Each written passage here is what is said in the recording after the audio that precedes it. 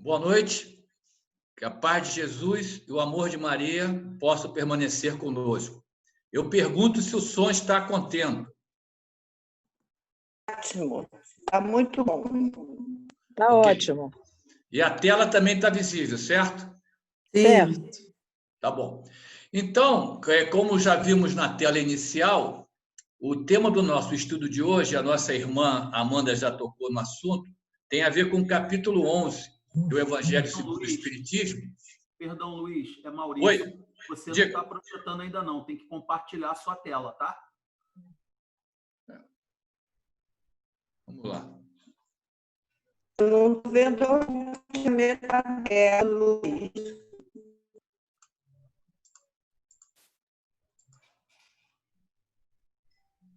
Isso, agora sim. Foi? Foi. Tá bom. Então vamos lá. Então, desculpe a nossa falha técnica. Então, como estava dizendo, o estudo tem a ver com o capítulo 11 do Evangelho segundo o Espiritismo, que Kardec, mais uma vez, pensou uma frase de Jesus e deu como título do capítulo, Amar o próximo como a si mesmo. E a programação da casa nos coloca diante do tópico Dai a César o que é de César, que corresponde aos itens 5 a 7 desse capítulo.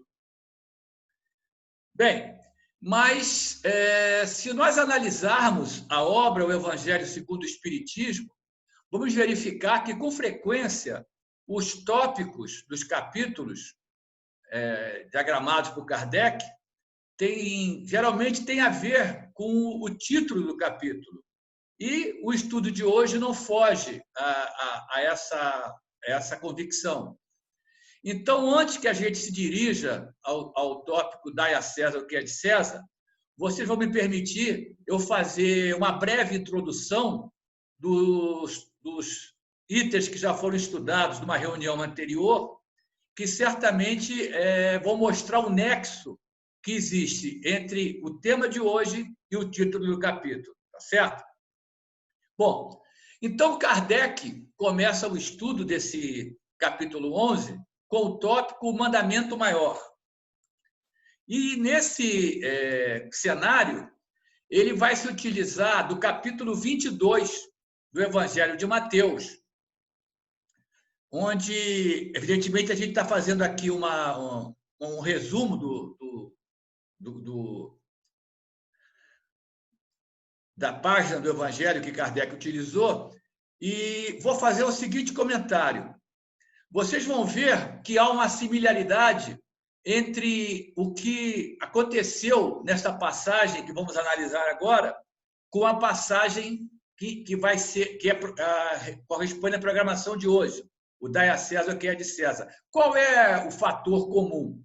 Que em ambas as passagens, Jesus, conforme o evangelista vai narrar, Jesus foi alvo de uma tentativa, evidentemente foi uma tentativa, dos fariseus de prepararem uma armadilha para ele, como a gente fala hoje em dia, preparar uma pegadinha para o mestre.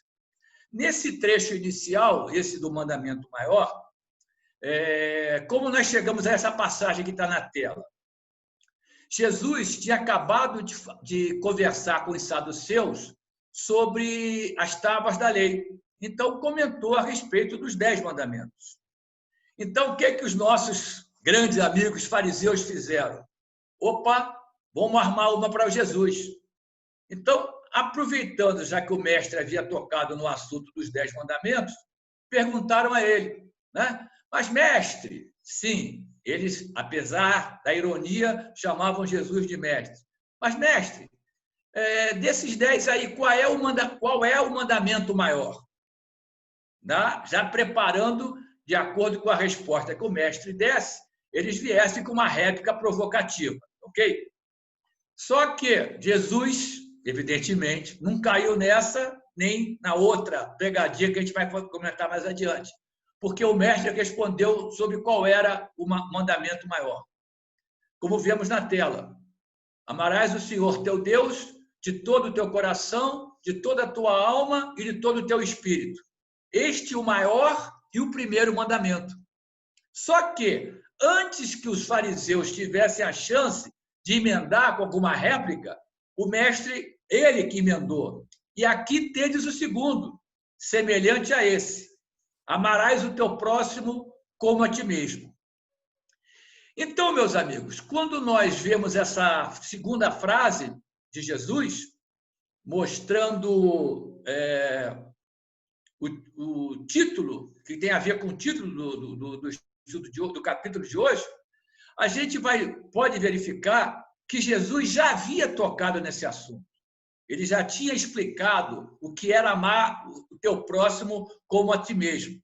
E a gente pode ver isso em duas outras passagens dos evangelhos de Jesus. Como vemos ali na tela, aparece tanto no capítulo 7 do evangelho de Mateus, como no capítulo 6 do evangelho de Lucas. E, embora o de Mateus tenha mais palavras, vocês podem perceber que o cerne da lição é o mesmo, né? Quando Jesus falou, segundo Mateus, fazei aos homens tudo o que queirais que eles vos façam, pois é nisto que consistem a lei e os profetas, não é o cerne, né? O foco da lição não é diferente do que está em Lucas. Tratai todos os homens como quererias que eles vos tratassem. Tá certo? E nós podemos ainda trazer mais uma informação. E agora vai ser com o nosso codificador, Allan Kardec. Vai corresponder ao item 4 desse capítulo 11, né? Repito, nessa breve introdução que eu estou fazendo, Kardec conseguiu reunir, então, os dois trechos que nós trouxemos, né? O capítulo 22, que iniciou o estudo de Mateus, né? E essa parte agora que tínhamos Mateus, capítulo 7, e Lucas também. E olha só a forma brilhante que o codificador fez para tornar ainda mais visível o ensinamento de Jesus e, por outro lado, deixar bem claro para nós outros que não há outro caminho a seguir. Olha só, podemos ver na tela. Kardec disse: amar o próximo como a si mesmo. Ele colocou como sendo o quê? Fazer pelos outros o que quereríamos que os outros fizessem por nós. Exatamente o que Jesus disse nas duas passagens. Só que Kardec deu uma classificação ainda mais significativa para nós espíritas. Esta é a expressão mais completa da caridade. Vou repetir. É a expressão mais completa da caridade. Por quê? Kardec explicou. Porque resume todos os deveres do homem para com o próximo. Né? Chover no molhado dizer que o nosso codificador foi brilhante nessa passagem, como ele foi em todas as outras do trabalho que ele nos trouxe. Bem, só para fechar, então, eu disse que era uma breve introdução, só para fechar, eu vou trazer agora um benfeitor, nosso benfeitor Emmanuel, que ainda deu uma outra vestimenta a essa passagem, a essa frase, essa importância de como nós podemos amar o próximo como a nós mesmos. Né? Isso está na obra Caminho, Verdade e Vida. Emmanuel Francisco Cândido Xavier, na lição 41. Olha só o enfoque do Emmanuel. Incontestavelmente, muitos séculos antes da vinda do Cristo, já era ensinada no mundo, ou seja, aqui no planeta Terra, a regra áurea trazida por embaixadores de sua sabedoria e misericórdia. Ou seja, meus amigos, o Emmanuel deu um carimbo para o que significa fazer ao outro o que você gostaria que ele fizesse por você. Ele chamou da regra áurea do cristianismo e, consequentemente, coloca o Emmanuel, a regra áurea do espiritismo, porque nós sabemos que o espiritismo é o cristianismo redivivo. Tá certo? Então, o próprio título da lição é regra áurea.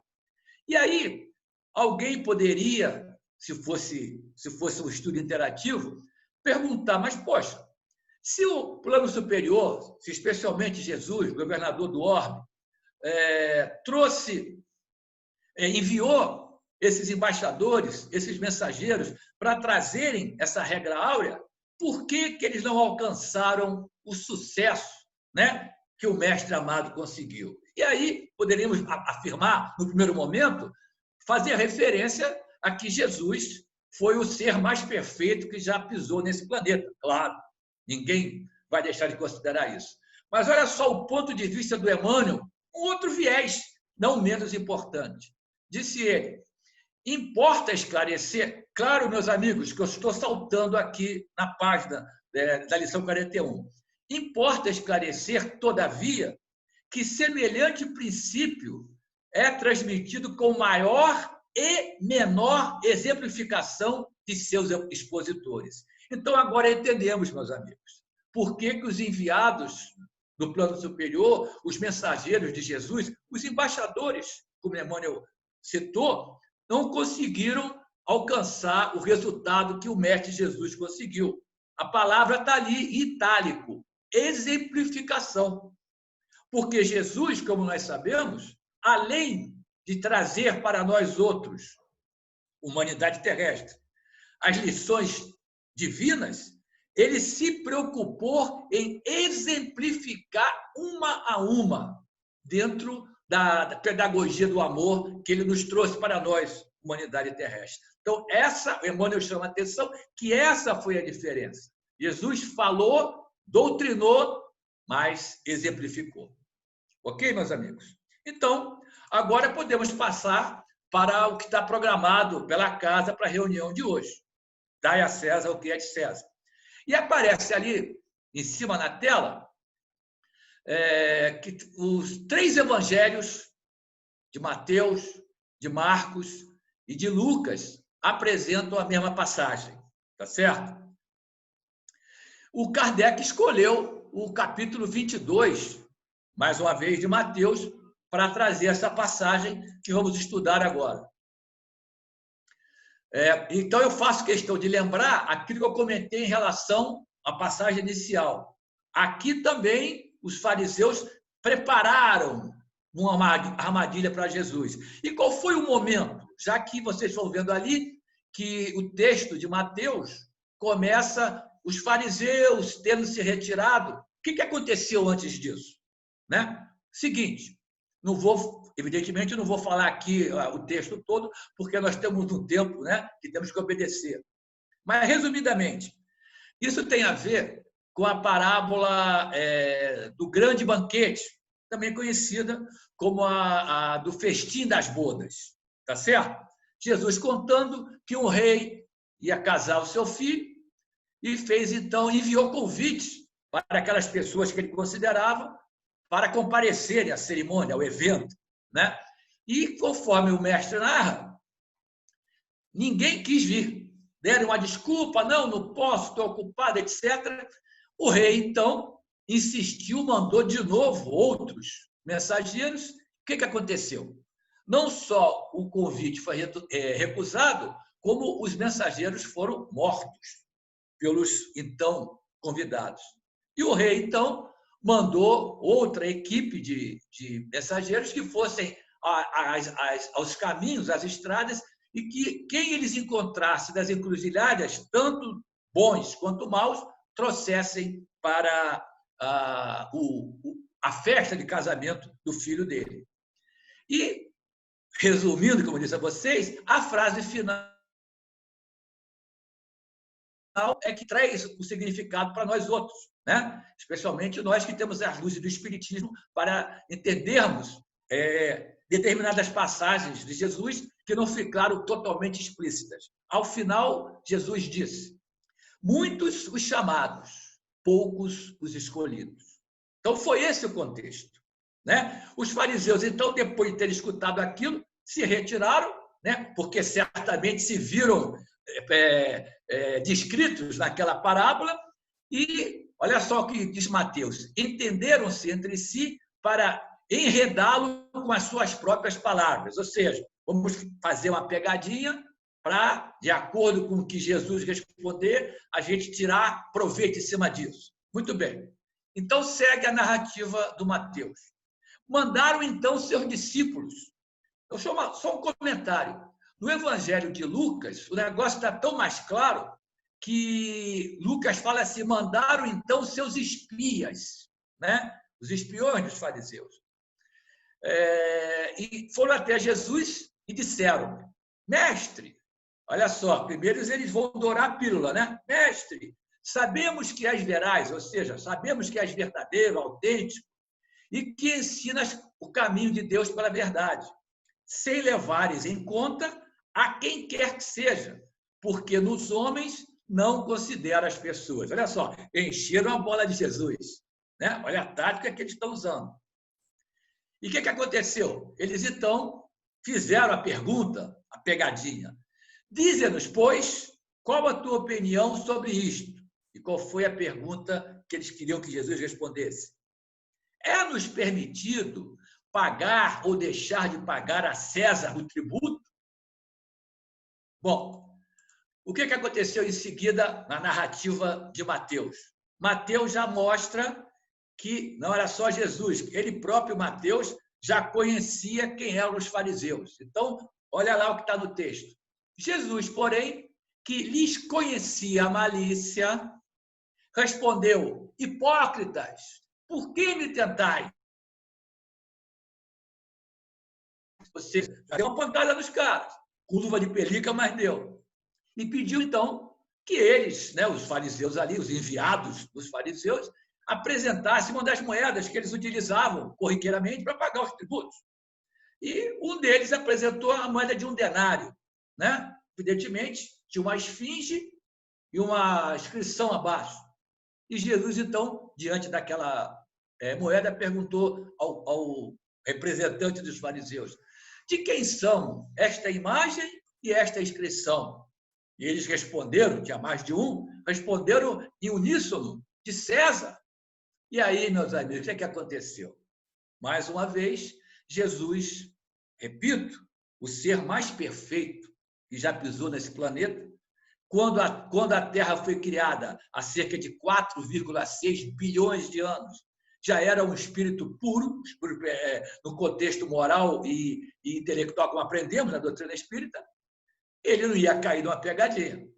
E deu aquela resposta que jamais os fariseus poderiam esperar. Dai, pois, a César o que é de César, e a Deus o que é de Deus. E Mateus conclui sua narrativa dizendo: ouvindo-o falar desta maneira, admiraram-se eles de sua resposta. Se eu pudesse usar um adjetivo, ficaram embasbacados, não é isso? E deixando ali Jesus, se retiraram. Tá certo? Então, essa é a passagem que temos que estudar. Evidentemente, quando eu falo temos que estudar, evidentemente vamos escutar a lição do nosso codificador.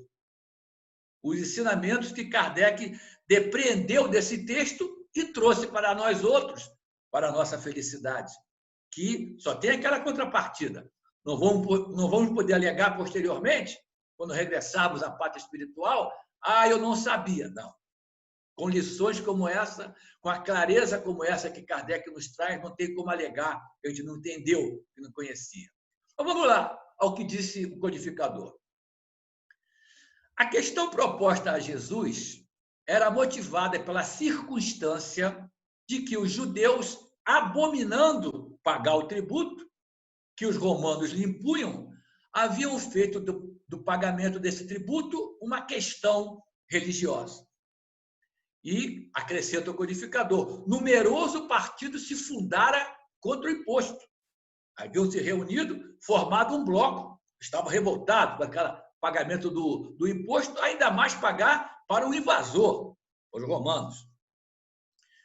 Continua o comentário Kardec. O pagamento deste tributo constituía, pois, entre eles, uma irritante questão de atualidade, sem o que nenhum senso, nenhuma lógica, teria a pergunta feita a Jesus, que nós escutamos no texto de Mateus: é-nos lícito pagar ou deixar de pagar a César o tributo? E aí, como eu já havia antecipado, Kardec vai na ferida. Havia nessa pergunta uma armadilha. E na tela seguinte, vamos começar a acompanhar Kardec explicar que armadilha era essa. Olha lá. Contavam os fariseus, né, aqueles que formularam a pergunta, poder, conforme a resposta que Jesus desse, excitar, estimular contra ele, contra o mestre, a autoridade romana ou os judeus dissidentes, né? É aquele lance do jogo da velha quando você não tem saída. A ideia dos fariseus era essa. Armamos a arapuca, ele não vai ter para onde correr. Mas segue Kardec, citando aquela frase que Mateus colocou lá. Mas Jesus, que lhes conhecia a malícia, contornou a dificuldade, dando-lhes uma lição de justiça, como dizer que a cada um deve ser dado o que lhe é devido. Perfeito? Conforme a gente viu que deixou os fariseus, como eu usei a expressão, embasbacados. Então, meus amigos, vamos dar só uma paradinha nos comentários de Kardec. Vamos continuar mais adiante para fazer alguns comentários. O primeiro comentário que eu faço tem a ver com uma realidade. A legitimidade da lei civil. Meus irmãos, nós que vivemos em sociedade, nós, espíritas, que optamos por seguir as lições, os exemplos de Jesus, isso é uma verdade. Mas não podemos deixar de cumprir os nossos compromissos com a sociedade que fazemos parte. E, no caso, é o contexto da lei civil. E aí me permitam lembrar do capítulo 1 do Evangelho segundo o Espiritismo, não vim destruir a lei, outra frase de Jesus, em que aprendemos ali, Kardec nos ensina as 3 revelações, não é isso? E a primeira revelação é Moisés. E a gente vai lembrar, de quando estudamos isso, que Kardec explica que Moisés recebeu as tábuas da lei, recebeu aquela obrigação de cumprir o compromisso assumido, de implementar as leis divinas de acordo com os 10 mandamentos, só que também Kardec lembra como era o patamar evolutivo dos então encarnados em volta de Moisés, né? Só para ter uma ideia, para não gastar muitas palavras, lembrar que naquela época, nesse momento, eles idolatravam o bezerro de ouro. Então, o que Moisés fez? Precisou criar uma lei civil, né? Trazer a rédea bem apertada, para que, a partir disso, conseguisse implementar o que lhe foi pedido, a missão que ele recebeu, a implementação das leis divinas. E a gente aprende com Kardec a diferença que as leis divinas são imutáveis. Sempre valeram e sempre valerão. Não se alteram. Agora, a lei civil, conforme explica Kardec nesse capítulo, ela é mutável. Ela vai se adaptando ao progresso da sociedade. Ok? O outro comentário que eu queria fazer é naquela frase abominando o tributo, que termina o parágrafo sendo colocado por Kardec, que eles, então, para tentarem conseguir sucesso, transformaram aquela questão que era monetária, que era fiscal, digamos assim, numa questão religiosa.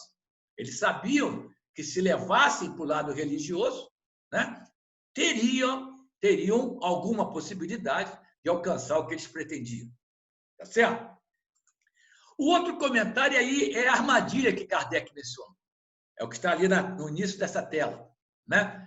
O que os fariseus bolaram, né? Porque a inteligência também é usada para o mal, tá certo? Como aprendemos. Eles fizeram aquela pergunta e esperavam a resposta que Jesus deu. Eles esperavam que Jesus desse uma resposta que criasse somente 2 opções.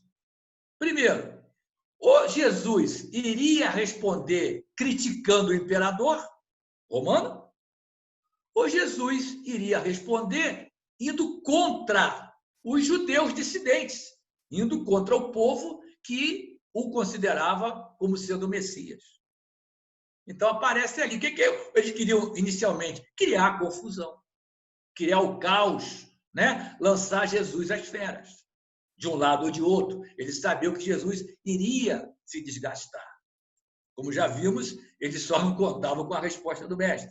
E aquela frase última que eu vou comentar, que apareceu ali na outra tela. Irritante questão de atualidade. Sim, pagar tributo sempre é atual, tá certo? Nós aqui no nosso país temos uma instituição que fica contando quanto você paga, a população brasileira paga de imposto durante o ano. Dá sempre mais de R$1 trilhão, certo? Então, evidentemente, não são só os judeus daquela época, né? Ninguém gosta de pagar tributo. Quem paga tributo de boa vontade? Especialmente quando você não vê o tributo retornar sob a forma de serviços. Não é isso? Então, o que a gente pode falar para falar do lado bom? Devemos falar do lado bom sempre. Tá certo? Existem países em que você tem o retorno do imposto. E o exemplo mais claro são aqueles países do norte europeu, né? Dinamarca, Suécia, Noruega, onde a taxa de imposto é altíssima, consegue ser maior que a nossa, aqui no Brasil, mas o povo, embora a contragosto, paga e não reclama. Por que não reclama? Porque os serviços funcionam.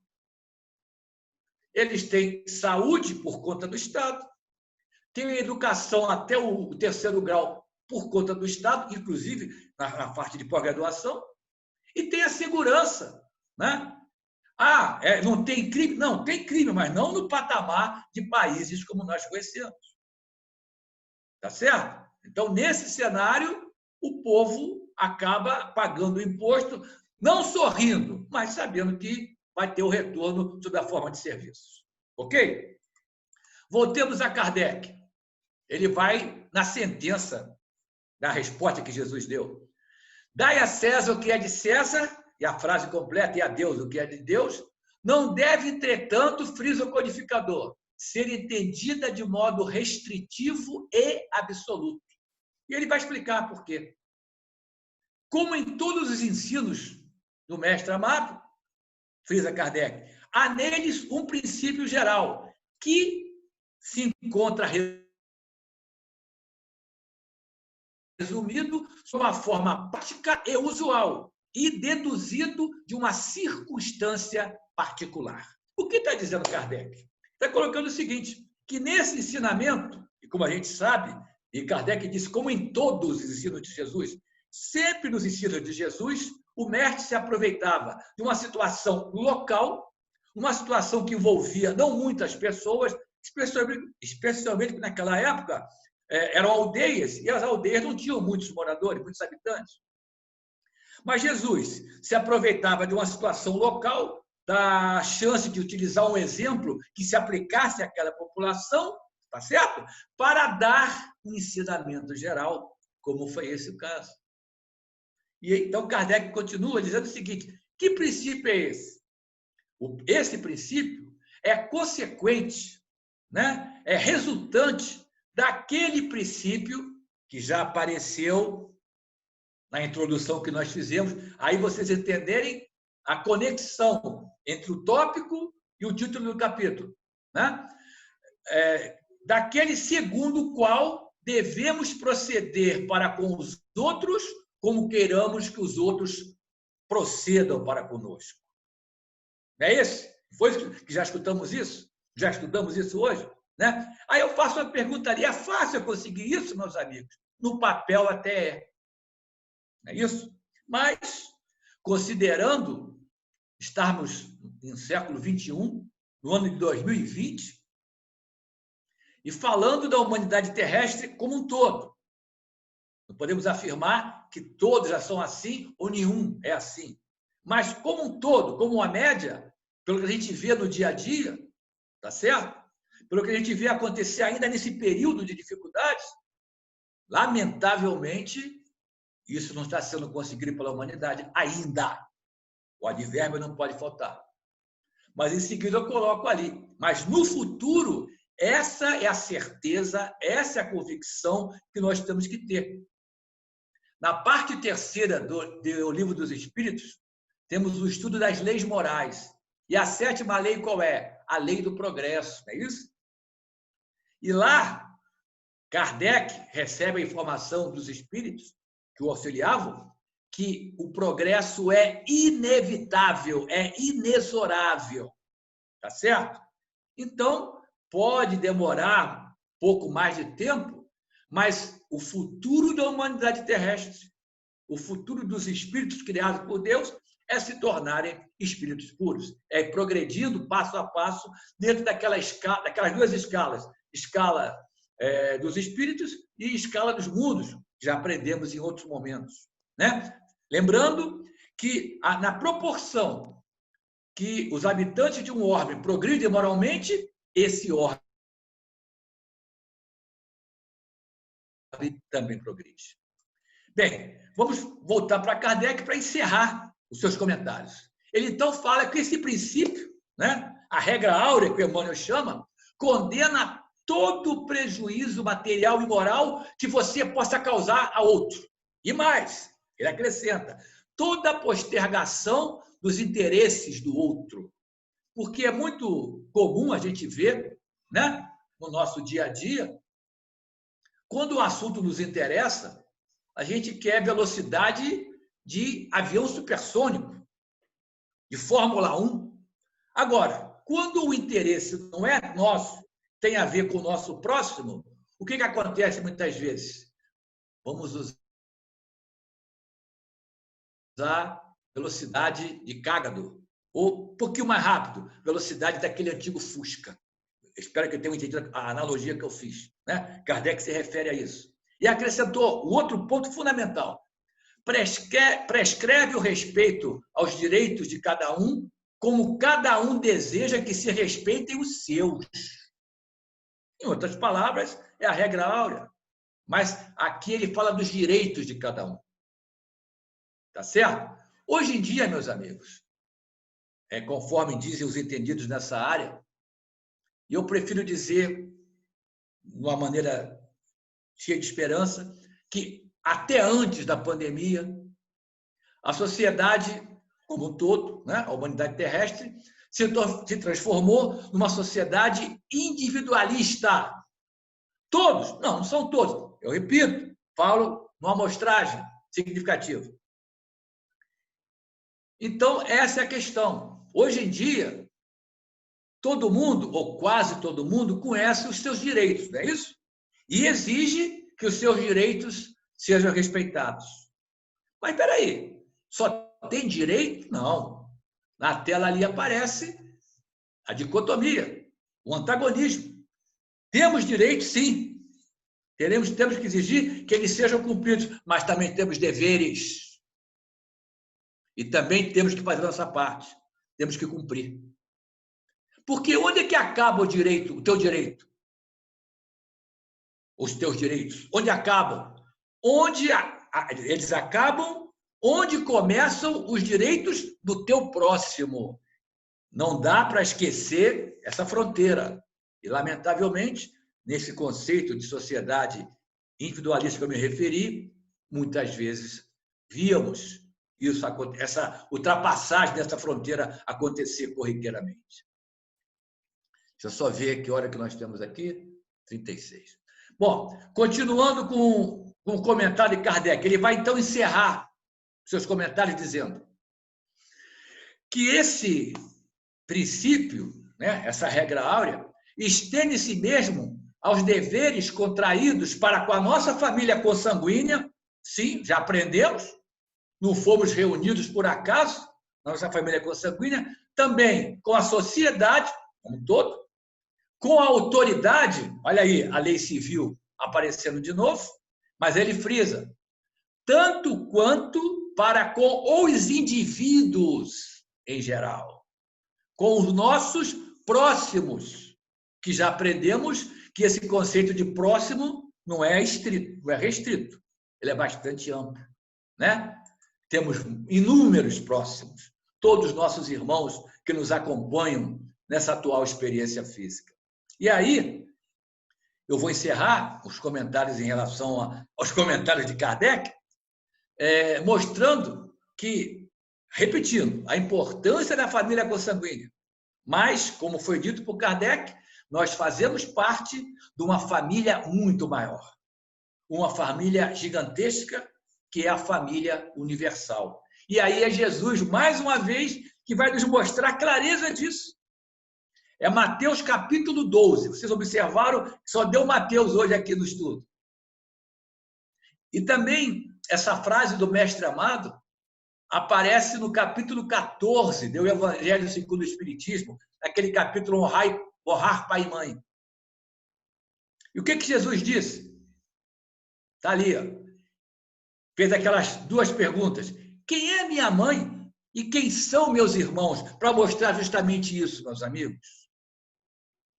A par dos laços consanguíneos, repito, fundamentais, temos igual responsabilidade com aqueles que nos cercam, porque eles são nossos irmãos, são eles que vão nos dar a chance de vivenciarmos a regra áurea e fazer aquilo que Marcos registrou das palavras de Jesus, lá no capítulo 10 do Evangelho de Marcos.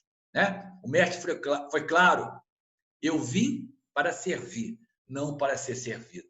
É nesse contexto que devemos ter em mente o que foi estudado nesse capítulo 11, nesse tópico, dai a César o que é de César. Bem, eu estou vendo aqui que ainda tem uns minutinhos, não é isso?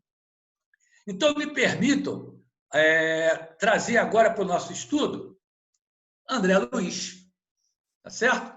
O livro Apostilas da Vida, aquela parceria André Luiz, Francisco Cândido Xavier, né?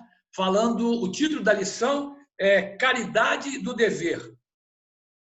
O que acontece nessa página? André Luiz vai mostrar que sim, seremos capazes de fazer grandes ações na caridade. O tema de hoje tem a ver com a caridade, vocês notaram isso? De repente, alguns de nós já conseguem fazer essas grandes ações na caridade. Mas André Luiz lembra que primeiro temos que fazer as pequenas ações na caridade e fazê-las corretamente, conforme Jesus nos ensinou na resposta da pergunta 886 do Livro dos Espíritos, a única que Kardec quis saber a opinião de Jesus. Ele perguntou, para Jesus, qual o conceito de caridade? Então, é isso que o André Luiz fala. E ele, então, olha só, ele fala assim, de quando a quando, de vez em quando, troquemos os grandes conceitos da caridade pelos atos miúdos que lhe confirmam a existência da caridade. E acrescentou, vamos dar atenção não apenas aos fatos de elevado alcance e os gestos heróicos dignos da imprensa. Temos exemplo disso? Não viu, cara? Vamos, frisou André Luiz, vamos nos dedicar à beneficência no cotidiano, no nosso dia a dia. E aí, então, o nosso André Luiz dá algumas sugestões, algumas dicas que, de antemão, eu tenho que fazer a meia-culpa. Algumas dessas aqui eu me vi, lamentavelmente, colocado. Né? Vamos a elas. Disse André Luiz, reprimir o impulso de irritação e falar normalmente com as pessoas que nada tem a ver com os nossos problemas. Aturar sem tiques de impaciência a conversação do amigo que ainda não aprendeu a sintetizar, aquele nosso companheiro que é muito prolixo. Olha a recomendação do André Luiz, é um pequeno gesto de caridade. Ou, olha só, outro, ouvir, qual se fosse pela primeira vez, um caso recontado pelo vizinho em lapso de memória. Ou, para quem tem um paizinho, uma mãezinha mais idosa e que naturalmente, uma vez ou outra, passa por essa situação, lembremos-nos do que disse André Luiz. Poupar o trabalho de nossos auxiliares, organizando previamente o roteiro do que queremos fazer, para que não nos transformemos em ioiôs, né? Manda a pessoa lá para fazer alguma coisa, a pessoa volta, está aqui, espera aí, tem que fazer mais o que lá. É isso que o André está chamando a atenção. Mas desistir de reclamações descabidas diante de colaboradores que não têm culpa das questões que nos induzem à pressa nas organizações de cujo apoio necessitamos. Nós estamos com pressa, deixamos atrasar por aquele motivo. Não é por causa disso que vamos cobrar de quem não tem nada a ver com a situação. Olha só que ponto vital. respeitar o direito do próximo sem exigir de ninguém virtudes que não possuímos ou benefícios que ainda não fazemos. Você, para dar uma lição de moral em alguém, nesse contexto construtivo, é claro, você precisa ter autoridade moral. Você já tem que ter aquela virtude, né, que você está cobrando do companheiro, da companheira. Acrescenta André, todos pregamos reformas salvadoras. Guardemos bastante prudência para não nos fixarmos inutilmente nos dísticos de fachada. Aquela questão do sepulcro caiado, tá certo? E já próximo da conclusão, disse André, edificação social, no fundo, é caridade. E caridade, frisa ele, vem de dentro de cada um de nós. E ele encerra, então, dizendo, foi o cerne do estudo de hoje. Façamos uns aos outros a caridade de cumprir o próprio dever. E aí, meus amigos, deixa eu só complementar, desde já, agradecendo a atenção de vocês. Não tive a chance de mandar um abraço para o meu amigo Manuel, estou vendo agora ali na tela. E também agradecendo a direção da casa pela chance do trabalho. Só queria fazer uma colocação em termos do momento atual que estamos vivenciando. Só uns minutinhos, não vou avançar muito. A questão da pandemia. Vou falar aqui não como microbiologista que sou, que na época, como se fala hoje, o meu TCC foi em virologia. Não vou falar aqui. Eu vou falar como alguém que está tentando vivenciar o que estudamos hoje. Então, meus amigos, qual é a recomendação em termos de prevenção? É evitar o contato a miúde, é fazer um confinamento. Perfeito, tá certo? Há uma razão para isso. Sabemos que o nosso sistema de saúde é precário. Se tivesse uma explosão de casos, num momento único, as circunstâncias seriam terríveis. Além do que já aconteceu com tantos irmãos nossos que retornaram à parte espiritual. O nosso consolo é que eles estão sendo bem assistidos. Então, temos que respeitar aqueles que, por convicção, por ter algum tipo de... por fazer parte do grupo de risco, como esse que vos fala aqui, já tenho 63, certo? Aqueles outros que têm algumas chamadas comorbidades, evidentemente, não devem se expor. Né? Para a sua segurança, os que estão em volta deles. Agora, amigos, lembrando o nosso Dr. Bezerra de Menezes, numa recente mensagem através de Divaldo Pereira Franco. Ele falou desse momento difícil e disse, mas não nos esqueçamos dos padecentes. Quem não pode ir direto aos padecentes, Bezerra falou, oremos por eles, como nós fazemos. Mas e aqueles, meus amigos, que se acham em condições de ir ao encontro dos padecentes, tomando as devidas e necessárias precauções? Repito, sou microbiologista. E aí, meus amigos, os nossos companheiros chamados hoje em dia em estado de rua, moradores de rua, como se dizia antigamente, que já lutavam com dificuldade naquela época antes da pandemia. E agora, que tem menos gente circulando, que não tem bar e restaurantes para dar os restos para eles e para os animais deles, como é que faz? Vamos deixá-lo morrer à míngua? Os governos, a todos os níveis, vão resolver? Sabemos que não vão.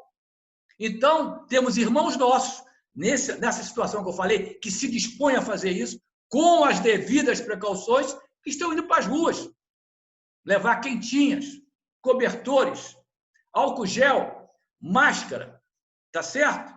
E é bom que se diga, espíritas e não espíritas estão realmente atendendo ao pedido de Dr. Bezerra de Menezes, né? Então, eu acho que temos que considerar os dois lados.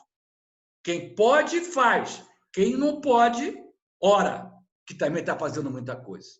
E por que eu fiz questão de colocar isso? Porque eu vou encerrar, me permitam, com outra frase de Jesus, que, apesar de tudo que nós escutamos hoje, amar ao próximo como a si mesmo é demais, a regra áurea, Mas no meu coração tem uma frase de Jesus que me toca mais ainda. Está lá em João, capítulo 13. Um novo mandamento vos dou, que vos amais uns aos outros como eu vos amei, como Jesus nos ama e sempre nos amará, meus irmãos. Que consigamos colocar em prática. Muita paz. Obrigado. Nós que agradecemos, Luiz Eduardo, pelo estudo da noite, agradecemos imensamente e pedimos para você fazer a nossa prece final. Pode ser?